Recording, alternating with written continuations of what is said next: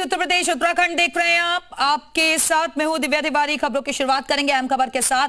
संभल हिंसा पर न्यायिक आयोग की जांच जारी है और न्यायिक आयोग के सामने आज संभल के सांसद जियाउर रहमान बर्क पेश हुए।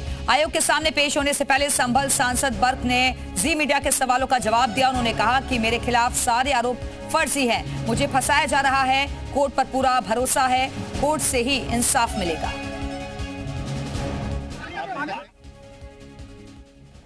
वर्क यहाँ पर पहुंचे हुए हैं और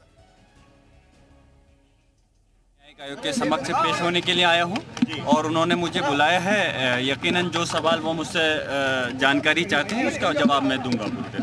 जो एक चैट की बात आ रही थी, जो वॉइस रिकॉर्डिंग की बात आ रही थी, उन सब के जवाब आज दाखिल करेंगे। कोई वॉइस रिकॉर्डिंग नहीं है और ना ऐसी हो सकती है।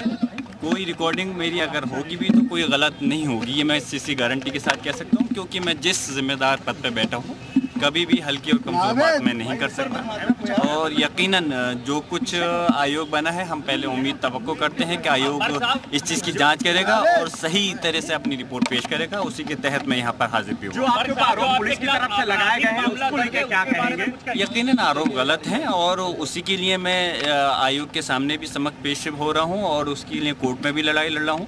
आरोप गलत लगाए गए हैं, उसी के लिए मैं चाहता हूँ कि मुझे इंसाफ मिलना चाहिए। जब इस देश का सांसद ही अपने लिए इंसाफ की लड़ाई के लिए लड़ रहा है तो बाकी जनता को तो चिंता का विषय है ही। खैर, अब जो भी है, हम इस कानून और संविधान पर न्यायालयों पर भरोसा करने वाले हैं और यकीनन इसी के तहत इस जंग को लड़ना है और उम्मीद करते हैं कि हमें इस न्यायिक प्रक्रिया पर भरोसा बयान यहाँ दर्ज कराया है, उसमें कई चीजों में आपका जिक्र किया गया है कि उसमें देखिए, ना तो मैंने उनके बयानों को देखा है ना मैंने बयान सुने हैं, तो इसलिए मैं नहीं कह सकता कि क्या बयान दिए हैं। मैं सिर्फ यहाँ पर उन बयानों का जवाब देने आया हूँ जो कि न्यायिक आयोग मुझसे जवाब चाहता है। क्योंकि लोकेशन को लेकर सबसे बड़ी बात पूछा जाएगा कि लोकेशन पे तो मैं सबसे बड़ा मेरे पास आधार है कि मैं यहाँ मौजूद ही नहीं था लोकेशन पे। ये क्योंकि लोकेशन की बात है, फोन की बात कर रही है, लगातार कहा जा रहा है आपराधिक साजिश का आरोप है। तो आप बेंगलोर में थे लेकिन आपने फोन पर बात की है सदर साहब से जो मस्जिद के। देखिए, मुझे अफसोस है कि इस प्रकार की बात को कहना, और आप लोग इस देश की चौथी सबसे मजबूत कड़ी है और इसलिए एक पिलर हैं, तो आप लोगों को खुद समझना चाहिए और सच्चाई को, तथ्यों को दिखाना चाहिए कि जब जो व्यक्ति जिस समय पहला सर्वे होता है और उसके बाद शुक्रवार जुमे का दिन होता है, मैं वहाँ मौजूद रहता हूँ और सुकून के साथ सर्वे हो जाता है, कोई बात नहीं होती। और जब मैं उस वक्त से संभल नहीं, उस प्रदेश से बाहर हज़ारों किलोमीटर दूर होता हूँ, वो घटना घटती है तो यकीनन कहीं से कहीं तक उसमें शामिल होने का कोई औचित्य नहीं बनता।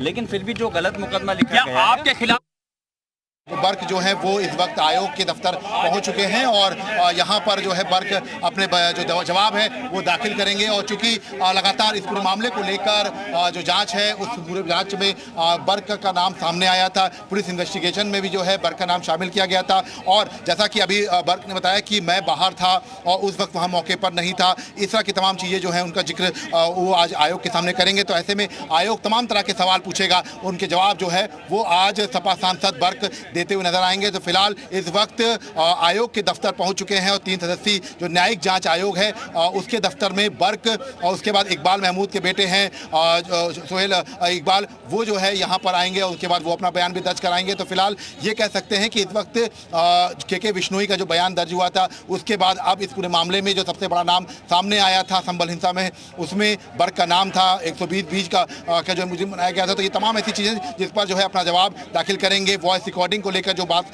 सामने आई थी उस पर अपना जवाब जो है वो दाखिल करेंगे।